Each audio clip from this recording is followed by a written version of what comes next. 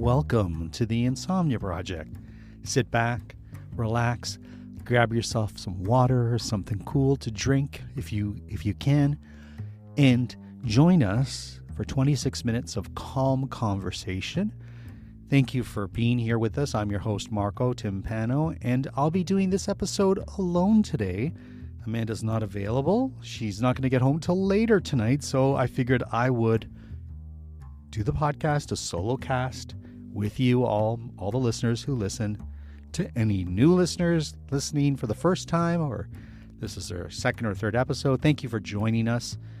The Insomnia Project is just mundane conversation where we talk about topics that allow you to shift your focus so you're not thinking about, breathing and anything else that people tell you to do, but rather just listening to the dulcet tones of us talking about various topics. If you do enjoy this podcast, please give us a 5-star review if you haven't already. That always helps us, and tell your friends about it as well. We do appreciate the support that we get from our listeners. Today's episode, I'm going to talk about the waiting area, the waiting room, places where you are forced to spend time waiting, and how that can be, and is it calm for you? Can it be calm for you? There's all kinds of waiting rooms or waiting areas, from the doctor's offices to airports, barber shops or hair salons, the mechanics, waiting in line at the grocery store if you go through the checkout and not the self-checkout. I know I was waiting to purchase a notebook, which I don't need, but I do like to purchase them. It's by Claire Fontaine, which is a French company, and I love the paper. And I'm working on a project, and I just thought it would be nice to have a new workbook for that project. But there was a gentleman at the cash, and he was taking quite a bit of time, and I wanted to get back on the subway because I had another place I wanted to go to. So I was like, do I wait? And it was just taking longer and longer. And I was like, you know what? I can come back. This notebook will be there for me, and I'm not going to start the project today.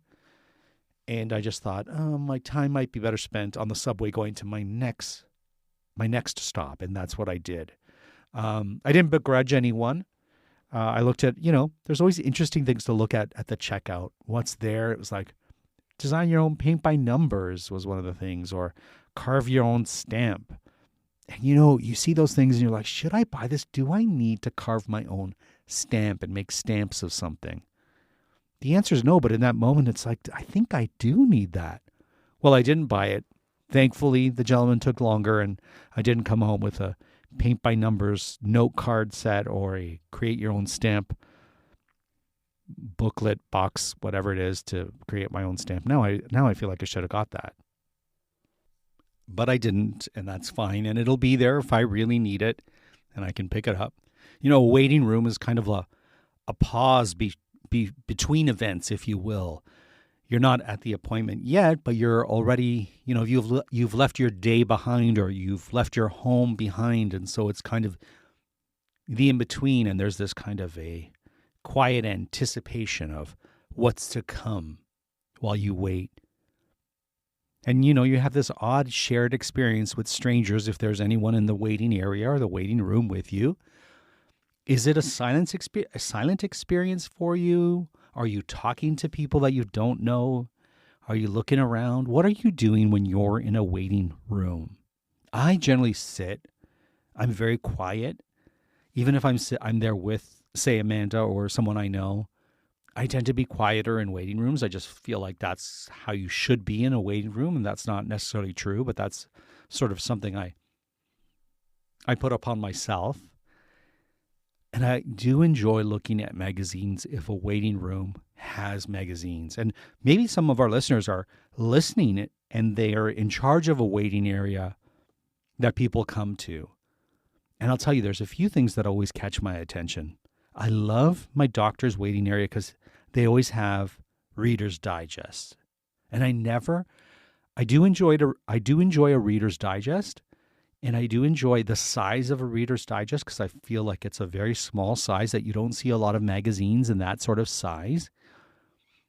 The articles in it are small and you can read it before you get called in. They're pretty interesting and they aren't, they tend to be very, once again, kind of like in theme with the Insomnia Project, very mundane, interesting articles. It's surprising that we've never done a podcast episode on Reader's Digest, because I feel like that would be great for the podcast itself. But that's one of my favorite magazines to get. I know that there's sometimes home decor magazines. Amanda loves those. Sometimes you'll get a travel magazine in odd waiting areas. Like you're at the mechanics and there's a travel magazine on places to go. And it's like, oh, if I had my car, I could go there, but it's currently in the shop being taken care of while I read this magazine on where to go. And then sometimes you go to a waiting room and the magazines just aren't the ones that resonate with you. And you're like, okay, am I going to read about RV and Co., all about RVing and having an RV you can travel with? Or am I going to read about cats in the cat magazine? Now, for some of you, those would be interesting magazines to read. I know Amanda would probably enjoy an RV magazine, but for others, it might be like, oh, I wish there was a magazine that was interesting. And I always love how dated magazines and waiting rooms are. It's almost like a flashback to 2015 when you're reading a magazine about some celebrity breakup or marriage that has ended or started. And I always find that kind of fun. It's almost like you take a step back into the past when you go into some waiting areas or waiting rooms. I love a waiting room that has, a little coffee station that you can make yourself a coffee or a tea. I know my dentist has that. And I'm always like, do you really want to work on my teeth when I've just had a coffee in your coffee station? Or if they have a really nice water cooler. Of course, the water cooler is always a classic waiting room fixture. And it's like, do you have the cool, fun water coolers that have cold water or room temperature water? Or do you have just the big jug of water that you overturn into a water cooler and you get what you get in a triangular paper cup, which is never enough water, always awkward to hold, and doesn't taste so great either. Drinking from a paper cup, I'm not a big fan. Whatever happened to the Dixie cups? Are they still around, Dixie cups? I remember at one point everyone had them in their bathroom for brushing their teeth. We never did. But I remember my aunt had one, and she even had a Dixie cup holder that you could put them in, and you click it, and then you pull one to use when you brush your teeth. My family was always like, scoop the water in your hand and use it that way. That sort of system of brushing your teeth. Now you can have a water bottle with you. Water bottles weren't a thing when I was growing up that you could just have, or at least not as they are today. Now you have several different kinds of water bottles. Kids want water bottles for Christmas or their birthdays or holidays. And they can be quite pricey too. What about the chairs in your waiting room? Are they a single chair?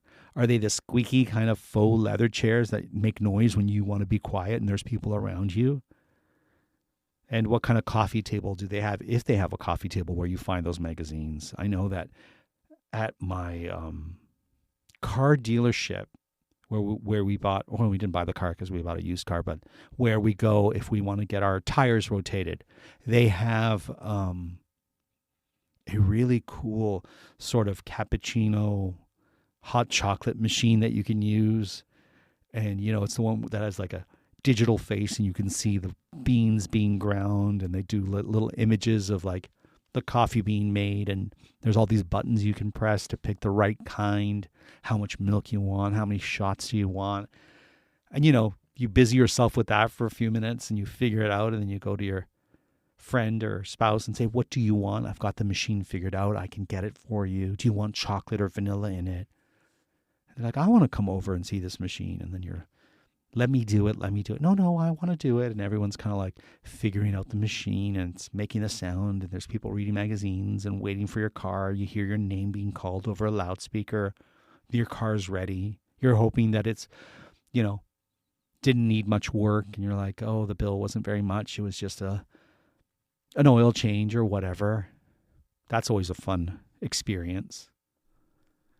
And are you ever, sometimes I'm disappointed when I get to a good waiting room and I don't have time to wait in the waiting room because I get called to do whatever I need to do right away. That happened recently at the dentist. I was taking my jacket off to put it in the coat rack in the cupboard. And my dentist, like I said, has that coffee station. And I was there with Amanda. And so I knew we were both going to wait. And I was like, okay, well, we'll wait. We'll look at the magazines and I'll make myself a coffee or a tea. And as I was putting my coat on the rack, I got called and I didn't even get a chance to hang the coat fully. I had it on one side of the coat hanger. And Amanda took it from me and said, go, go, go. And I went. I was like, I didn't even get a chance to wait in the waiting area, and they have a nice waiting room. So I was a little disappointed, if you can believe it, not being able to wait in the waiting room at the dentist recently. What I'm noticing that I don't find in waiting rooms much anymore are plants. I remember a time when you'd go to a waiting room, there was always like a ficus or a fern or something fun like that at a waiting room. Check out the plants.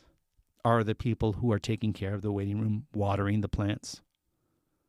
But I think my all-time favorite thing in a waiting room is, think for a minute, what is it for you?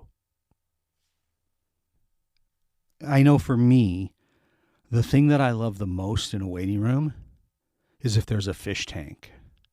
If there's a fish tank with saltwater fish and starfish and sea anemones and urchins and those little clownfish that hang out in the sea anemones. Clownfish is like Nemo, if you know Finding Nemo. It's that kind of fish. The clownfish is often red with white stripes, though they come in black with white stripes and golden with white stripes as well. Of course, Dory is a tang, that blue fish with the yellow tail. You'll sometimes see those in saltwater tanks. Although those are a trickier fish to have. I don't think they have the longest lifespan, and they're very delicate, or so I've been told. But just watching fish in a fish tank in a waiting room, well, that can easily distract me for tens of minutes, if not more. Sometimes I'll go up and I'll really look. And usually if you have a waiting room that has a beautiful tank like that, they're usually very pristine, because there's a certain price tag with that, and it's usually in a bigger waiting area. I know at the movie theater, the one on, we go there, the Varsity movie theater in Toronto, for those of you who know it, has a beautiful aquarium inside. And it's sort of like you walk into the movie theater, you get your ticket ripped, and straight ahead is where you can buy the concession stands, where you can buy popcorn or whatnot. I don't like popcorn. Amanda always likes popcorn. I used to work in a movie theater when I was younger, so I think my popcorn days were over after I worked there for a season or two. And you have movie theaters on your left as you walk in, which are the VIP movie theaters, 3 of them, small movie theaters with big, comfortable chairs. And I think they come by with food. You can buy concession foods there in the theater. You can order them, and they'll bring you the nachos or higher end concessions that you can chomp on while you're watching the latest movie. I don't love those theaters so much. I feel like you don't get the theatrical movie experience there. It feels like you're in a big family room watching movie with strangers. That's not for me. I like the big movie theaters with a lot of people around you. And they have those too, but you have to walk past the aquarium to get to those movie theaters. And I always make a stop and I look either on the way in or the way out. Or I'll say to Amanda, I'll meet you by the aquarium. It's a great place to meet if she's in the washroom or getting concessions. So I guess that's a waiting area too. There's also a whole bunch of sounds that you hear in a waiting room. The reception desk phone ringing, or people. My favorite thing is to hear people talking to the receptionist about their bill or their next appointment. Or I remember one time there was an elderly couple talking to the receptionist about how disappointed they were for one reason or another. And you kind of listen to what's going on there. And It has nothing to do with you, but it feels interesting and entertaining only because you're in a waiting room and you get to hear these conversations. What's the music playing in the background? Is it a band that you enjoy? One you haven't heard in a while? People around you, watching people or yourself scroll in a waiting room. I had mine. I was looking at Instagram and I was scrolling in the waiting room and I didn't realize the volume was up. So it got to a video and it was really loud and you're quickly trying to lower that so the people around you don't hear or don't look at you. What about at a barbershop or a hair salon, those waiting rooms? I know that my mother was a hairdresser for most of my growing up. And so I was always in and around her waiting area where people would wait, and the sound of the hair dryer, women talking, and those sounds there could put me asleep in a heartbeat because I've been around it all my life. And I remember when she had a salon when I was a child, I would go there and I would see all these women in the waiting room and they'd all want to talk to me and, we'd be sitting in the chairs reading the magazines. And I think my mother got magazines just for the waiting room, to be honest with you, because I don't ever remember having magazines in the home, but there was definitely magazines in her waiting room, in her salon. Sometimes Amanda, because she, as we've mentioned on other episodes, has a lot of magazines. She's sort of whittled them down, but for a while we were getting so many magazines, and we would have all these magazines, and we would go. There's a seniors home not far from our home, and so we would take some of those magazines and bring it to their little waiting area by reception, and we'd leave it with them, or we would take it to the doctor's office that we know and say, "Do you want some magazines?" And they'd be, "Oh yeah, we'd love some." We would, of course, black out our name where it says our name and address, but yeah, we would donate our magazines to places like that. It always felt good because you would be getting rid of so many that you'd have in your home, and then you would just see new magazines in these waiting areas. Have you ever taken a magazine from a waiting room you've been in? I know I have. There's probably a magazine I was reading an article. I was like, oh, I really want to finish this, but I've been called in. Do I get it on the way back? Do I rip it out of the magazine, or do I just take the magazine? No one's going to miss it. It doesn't belong to anyone, really. It only has a certain shelf life in the waiting room. I think it's okay. What about airport waiting areas? Do people enjoy those where you hear the gate announcements? People charging their phones, looking for that little plug where you can charge your phone, and the sound of the wheelie luggages passing by, looking at those big planes in the waiting area up those big windows where you get to see if your plane is there waiting for you to get on, or if you're waiting in the waiting area for your plane to arrive, and watching the people disembark from the plane that you're about to get on. And are you rushing to that waiting area? Or are you just coming by? You've got plenty of time. One of you is going to go get a coffee while one of you waits with the luggage. Recently, I went and I got a wonderful sandwich in a beautiful cafe con leche in the Miami airport. And they had these really interesting wreaths they made with plastic. How can I best describe this? If you've been in the Miami airport, in a certain section, I guess it's the international area, you're going to walk by these fish wreaths. So what they've done is they've taken local fish, almost like when you see taxidermied fish, but it's not. They're like plastic replicas of fish, and they've made them into a wreath. So they'll have, like, say, sailfish, and it'll go nose to tail, and then nose to tail, and nose to tail around in a circle. Or they'll have orange roughy, or they'll have certain fish that you find in Florida waters that you'll see, and they have them all in all these wreaths. And they're just hanging as you're walking to the airport. And I took some time looking at them all. I think I have some photos. If I have some photos, I'll put them on the Instagram page. If you haven't joined our Instagram page yet, please do so, just to see even these wreaths that I talk about, because they're quite fascinating. It was quite fascinating. I love a airport waiting area.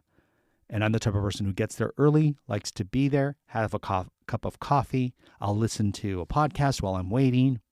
I'll listen for to be if our number is being called, or if our, when they say get ready. I don't think they say get ready, get ready, set, go, but they say, we're going to be boarding soon.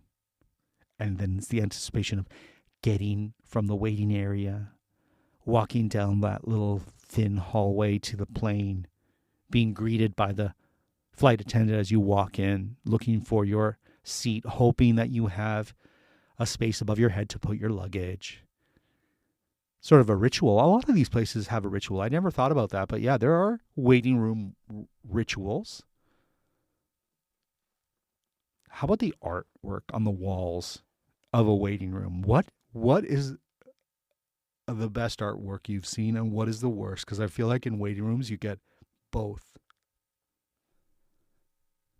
And the carpet in waiting rooms, or the carpet, I guess it would be the carpet, but the first carpet you kind of experience in a waiting room before you get into the destination of where you're going to go next. Carpets are something I'd like to take photos of, and I put different carpets, especially in different we would be going to different conference halls, and they have all different types of carpets, or in hotel rooms. I like to take pictures of the carpet in hotel, not rooms, but in hotels, in the hallways, because I find that they're very different. Hotel to hotel, the carpets can be very different. Recently, once again in Miami, we were in a hotel, and in the bathroom, the shower had mosaic tiles. Not mosaic, I shouldn't say mosaic, sorry, not mosaic tiles, but little square tiles. And it was all white in the bathroom with a inlay of I keep saying mosaic, but the square tiles that looked like a flamingo. And I really loved it. I was like, oh, what a great motif to have in a hotel in Miami. I think I have a photo of that. I'll put that up as well. So there's going to be some photos that resonate with today's episode, the solo cast with myself about waiting rooms. And I'm waiting for Amanda to come home. She is having some fun with some friends. They were getting together. I do like a good vending machine in a waiting room. I'll always buy something from a vending machine in a waiting room. I don't know why. There's also certain smells that you get in a waiting room. Smell of disinfectant, or smell of people around you. That's never fun, especially if you're in like the DMV or like places where you have to wait for your number to be called in order to be serviced. I know that passports, waiting for your passports to get to give the passport information in, those lines, for some reason, they're so long. There's nothing to read. There's nothing to see. Oh, that's probably my least favorite waiting area. But yeah, waiting rooms are like little pauses, quiet spaces where you're allowed to simply sit. Well, I want to thank you for listening to today's episode. It was a solo cast. Solo cast because it's just myself. We have a few solo casts. I'm putting all our episodes onto YouTube. So if you have friends who don't listen to podcasts but have their YouTube channels playing at work, and you want to recommend something for them to have in the background, then tell them about our podcast, which is now on a YouTube channel. And I guess our podcast is kind of like a waiting room. You're waiting to fall asleep, or you're waiting to chill. And so you put ours on in the background. Let us know if you have any ideas or subjects, topics you'd like us to talk about on the podcast. I know I have quite a few here from the past. And I think we've done a lot of these snowflakes, clouds. Photosynthesis is one that someone recommended years ago. Photosynthesis, my goodness, I had to do that with my niece Mia. She'll know about that. Feathers and stuffing. I guess that relates to pillows. These are just some of the things. I found a recent sort of list of show ideas, and these were some of the ones on the list. So if you have a recommendation, of course, we'll do our best to have an episode on that. I know we had a listener said, you mentioned my name, and then I was so excited I couldn't fall asleep. Once again, I want to let our listeners know that you don't have to make it to the end of the episode. That's not the goal. We're happiest if you don't make it to the end of the episode.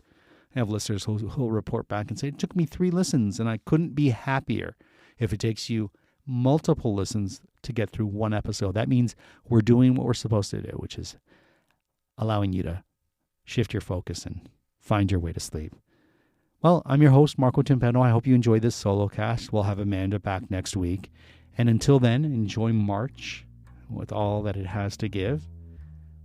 Of course, we always associate green with March because St. Patrick's Day happens in March, and flowers are starting to appear in some areas like ours. They haven't appeared yet, but I love the first crocus that I see, and that usually happens sometime in March. So I'll report back when that happens. But enjoy your green March, if it is green. I hope it's green in every way.